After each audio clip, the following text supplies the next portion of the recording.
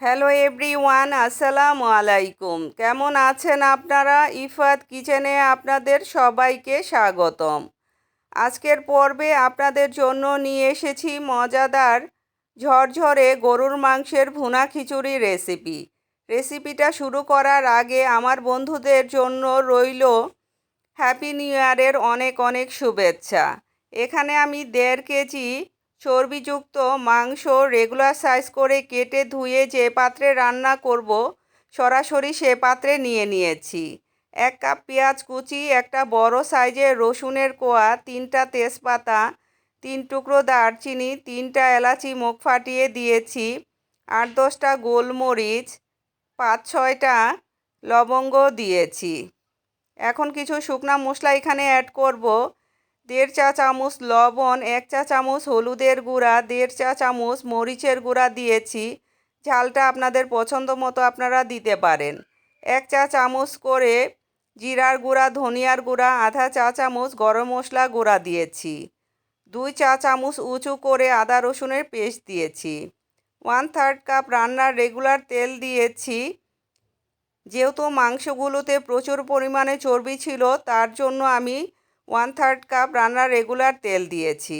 আপনারা যদি চর্বি ছাড়া মাংস দিয়ে খিচুড়িটা রান্না করতে চান, তাহলে আধা কাপ রান্নার রেগুলার তেল ব্যবহার করতে পারেন। হাত দিয়ে খুব সুন্দর করে মাংসের ভিতরে মশলাটা মাখিয়ে নিয়েছি। এখন হাত ধুয়ে সামান্য একটু পানি দিয়ে ঢাকনা দিয়ে ঢেকে চুলাটা আমি অন করে দিয়েছি। চুলাটা এই অবস্থায় হাই হিটে আছে। 10 মিনিট রান্না করে ঢাকনা তুলে নিয়েছি। মাংসটা থেকে বেশ ভালো পরিমাণে পানি উঠেছে। আবারও ঢাকনা দিয়ে ঢেকে মিডিয়াম হিটে 20 মিনিট রান্না করে ঢাকনাটা আমি তুলে নিয়েছি। মাংসটা থেকে তেলটা সেপারেট হয়ে গেছে। নেড়ে চেড়ে নেওয়ার পরে এখন এখানে ঝোলের জন্য 3 কাপ গরম পানি দিয়ে দেব। অবশ্যই গরম পানিটা দিবেন, তাহলে মাংসটা তাড়াতাড়ি সিদ্ধ হয়ে যাবে।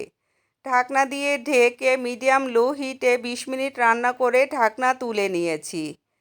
ঝোলটা কিন্তু অনেকটাই টেনে এসেছে।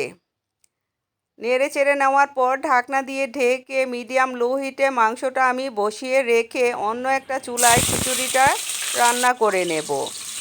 চুলায় একটা প্যান বসিয়ে আধা কাপ রান্নার রেগুলার তেল দিয়েছি। তেলটা গরম হয়ে আসলে 1 কাপ পেঁয়াজ কুচি, 2টা তেজপাতা, 3 টুকরো দারচিনি, 3টা এলাচি মুখ ফাটিয়ে দিয়েছি, আর 7-8টা আস্ত কাঁচামরিচ। কাঁচামরিচের দেওয়ার ভিডিওটা স্কিপ হয়ে গেছে বন্ধুরা, আমি দুঃখিত।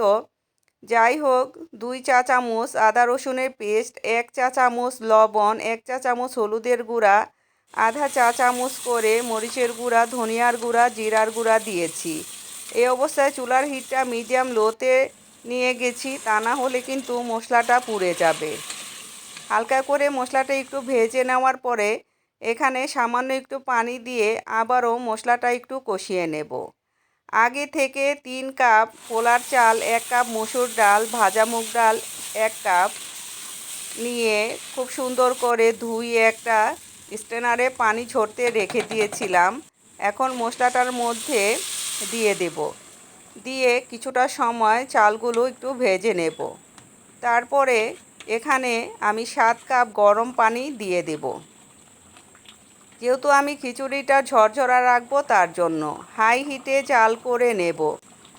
যখন গামাখা হয়ে যাবে পানিটা চালের মধ্যে, তখন লোতে নিয়ে যাব চুলার হিটটা। লবণ কম হয়েছিল, আধা চা চামচ লবণ কিন্তু আমি এর মধ্যে অ্যাড করেছি। এখন রান্না করা মাংসটা আমি ঢেলে দিয়েছি। হালকা হাতে খিচুড়িটার মধ্যে মাংসটা মিশিয়ে নেব। আমার রেসিপিটা যদি আপনাদের একটু হলেও ভালো লাগে, প্লিজ আমার চ্যানেলটাকে সাবস্ক্রাইব করবেন, লাইক কমেন্ট শেয়ার করে আমার পাশে থাকবেন। 2 চা চামচ ঘি উপরে আমি দিয়ে দেব। ঢাকনা দিয়ে ঢেকে লো হিটে 20 মিনিট দমে রেখে দেব। 20 মিনিট হয়ে গেছে, ঢাকনা তুলে নিয়েছি। এখন নরম হাতে উল্টে পাল্টে একটু নেড়ে চেড়ে নেব। দেখেন খিচুড়িটা কতটা ঝরঝরা হয়েছে। আবারও ঢাকনা দিয়ে ঢেকে 10 মিনিট দমে রেখে দেব। 10 মিনিট হয়ে গেছে, ঢাকনা তুলে নিয়েছি। এখন খিচুড়িটার ফাইনাল লুকটা আপনাদের দেখাচ্ছি। দেখেন মাশাল্লাহ কতটা লোভনীয় হয়েছে, কতটা ঝরঝরা হয়েছে। এই রেসিপিতে একদিন হলো রান্না করে দেখবেন, আশা করি নিরাশ হবেন না। এখন আমি আপনাদের সার্ভ করে দেখাচ্ছি। দেখেন কতটা লোভনীয় হয়েছে। কিছুটা সালাদ দিয়ে আমি সার্ভ করব। যাই হোক, ভালো থাকবেন, সুস্থ থাকবেন, আমার জন্য দোয়া করবেন। দেখা হবে নতুন কোনো রেসিপিতে। আল্লাহ হাফেজ।